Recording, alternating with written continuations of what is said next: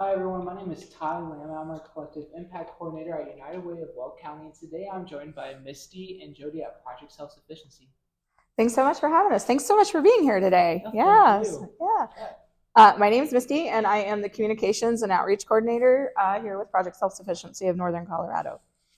And I'm Jody, and I am the program director. I support all of our program advisors that help our single moms and dads. it's great. I love helping people and I love helping our partners help their community. Before we kind of get at, we're surrounded by a bunch of balloons. What's going on? Oh, yeah. Well, we're in our 40th year. Project Self Sufficiency has been around for 40 years in Larimer County. We're in our fourth year in Weld County, and so we're all of Northern Colorado now. But yeah, this year we are celebrating all year long 40 years of impact, 40 years of empowerment, 40 years of creating a multi generational impact for families throughout Colorado that started right here in Larimer County. And so our first, as I said, we'll be celebrating all year long, but our first celebration to really mark the big celebration of it is coming up on March 12th, and that is our Bring the Power celebration. And then we'll have a couple other events throughout the year in Weld County, Larimer County, and then you'll just see a lot of visibility. These balloons are going to be all over throughout the year, so you'll see more and more balloons. Right now, we only have red and gold, but you'll see the rainbow of colors definitely. Yeah. Well, 40 years is a long time, and entering year four in Weld County, and that's something that I'm really excited about. Is always seeing the growth into Weld and what it really means for what you guys do for our Weld County residents, and that actually really ties in with my first question. So, can you just tell us a little bit more about your organizational mission and the specific program that you receive support from United Way? Sure. Project Self Sufficiency, we help single moms and dads in Weld County go back to college or start college if they've never been there. We also support programming like apprenticeship models. And so we help them persist and retain all the way through graduation, or if they're in an apprenticeship, continue with the apprenticeship into full time employment. With the additional funding that you receive from our Collective Impact Investment Fund at United Way of Weld County, what's one way that you're able to either strengthen or help expand this program that you offer? So our grant from you is for stability for housing. So we're part of Weld's Way Home, and on that front, most of our participants struggle with rent costs. So many are using up to 60% or more of their take-home income to pay rent. And so your funding supports what's called a strengthen grant. So any of our participants who are in college or in an apprenticeship, they can apply for one of our strengthen grants. It's up to $5,250. It's renewed every academic year. So every year a participant persists and retains in college, they have access to it. By and large, our participants draw down on that account to help with rent each month. And so in last year alone, Weld County residents used over $24,000 of their grant money to pay for part of their rent every month.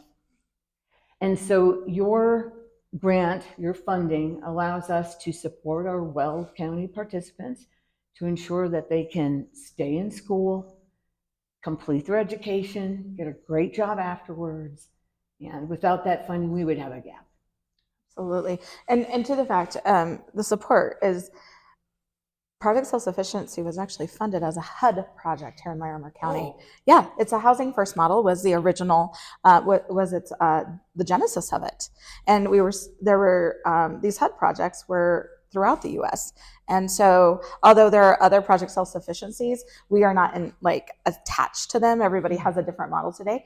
But as they went forward with it in Larimer County here, they're like, well, how do we keep people in housing? First, there is housing first. How do we keep them in housing? Well, they need to be able to make money. Well, that also means they need access to childcare. And then, as the costs were rising, it was like, well, how do we increase the livable wage, education? And so we are a full I want to say a 360 organization and taking a holistic approach to each and every family member we serve. But right back to where we started is housing, and that's one of the ways self-sufficiency is measured, is being able to not just attain but maintain, sustain housing. I noticed you guys said that you serve single parents, moms and dads, but who are specifically, if you were able to, what are some more of like the individuals or families that serve through the programs and the challenges that are really facing that come to you besides, just this everyday life stuff that is really hard to overcome? I think most single moms and dads, if you're living below 225% of the poverty line or even a little bit above that, don't look at college as an opportunity. Why? Because you're working full time, trying to make ends meet, and the stress of parenting, especially single parenting, is too much. And so most of the participants coming into our program need two major things, and one is strategy. And so, yes, is there a way for a single mom or dad to go to college? Absolutely. Does it take strategy? Yes, it does. So, strategy includes how do you apply for scholarships? How do you apply for financial aid? How do you stack your classes right so you can go to work and still maintain part time employment as you're taking these classes? What access to childcare activity funds because my son is in football? All of these things look like a major impediment to going to school, but I'm here to say we have access to these things, and so we provide meaningful access to education. So one is strategy, the other is finances. Of course, most people, if you're financially strapped, will not think of college, but want it. It is obtainable if you join a program like Project Self Sufficiency. We have scholarship funding. We have a donor car program. So if a car that's bad is really bad, we have the ability to replace that car with a better used car for an individual. We also have access to funding for childcare activities, and we have access to childcare. So we have partnerships for childcare, but we also have a fund for childcare. So going to school and not having childcare is just not going to be a problem if you're in our agency. Childcare has to be in place to go to school, and we make sure it's in place. That will never be a reason someone doesn't go to school if you're in our program. So those are the things. Financial, it's cars, it's childcare, and it's rent. Those are the three major barriers that most will say, I can't consider college. And at Project Self Sufficiency, we want you to consider college, and we're going to help you get there. And one thing that I love that you guys did, I was at your guys' community breakfast, and I remember you guys brought in one of the keynote speakers at the end that was a program participant. Fortunately, I was able to be there to listen to that. But would you guys mind sharing with everyone here today and watching, what program success looks like for someone that's gone through it? And if you have to omit like real names, totally understand. Yeah. Well, I'll start off with numbers. Okay. Coming into our program, $9 an hour. Leaving our program, $93,000 a year. Dang. There's a numerical success there, going from $9 an hour to $45 an hour. And that is, it's a partnership. It's us and it's the participant. It's not one or the other. The grit, the determination that single parents have is, and many times, very unmeasurable. But to measure success, I'm going to take that $9 an hour to $93,000 a year as a measurement. And what I feel that looks like is sustainable living wages, not just accessible and affordable, but sustainable living wages. And that comes with options that include health care from your employer, the 401k match that a lot of people don't even think of as a possibility to attain to get a job that offers you that, being able to make the car payment, being able to keep the lights on, no more assistance. You have all the tools, because budgeting is one of those pieces that we teach in our program. It's not just here's this. There are a lot of life skills that maybe some individuals who are more successful than others did obtain from their families. Talk about a multi-generational impact. You look at the family-owned businesses where the son or the daughter are second or third generation, whatever. And they say this to me when I interview them as our donors and talk about the other side of a multi-generational impact. They're like, I don't know what I would be if I wasn't this, because this is what I know. And sometimes that is when we talk about breaking that cycle of poverty, that's what that looks like. It's like, well, I didn't know this was poverty. I didn't know what poverty looked like. My mom struggled, my grandparents struggled. And this is somebody changing all of that. And so it means having options to make choices daily without making sacrifices to just an attainable, livable opportunity. Wow. I mean, I wanted to have something to say, but again, just talking about data, we see numbers. You see it on the billboards when you're driving down I-25. I don't know if there's many on 34. It's usually too jam-packed to look. But $9 an hour to $93,000 a year is phenomenal. To think about that, like to be at a $9 job an hour and even think that far ahead that's able to be there with the support that you guys are able to provide is really setting up that generational success, like you said. I learned a budget from my family because my parent went through the program and learned how to budget. And it's really setting up for success, not during the program, but after the program. And then you see the ripple effect throughout the community. It makes everyone's life so much better because it really does affect the community. Absolutely. May I just interject? Yeah, just so you know, we have accountants, we have microbiologists, we have HR administrators, we have community college administrators, you name it. We have cybersecurity analysts, from our program, computer science majors, you name it.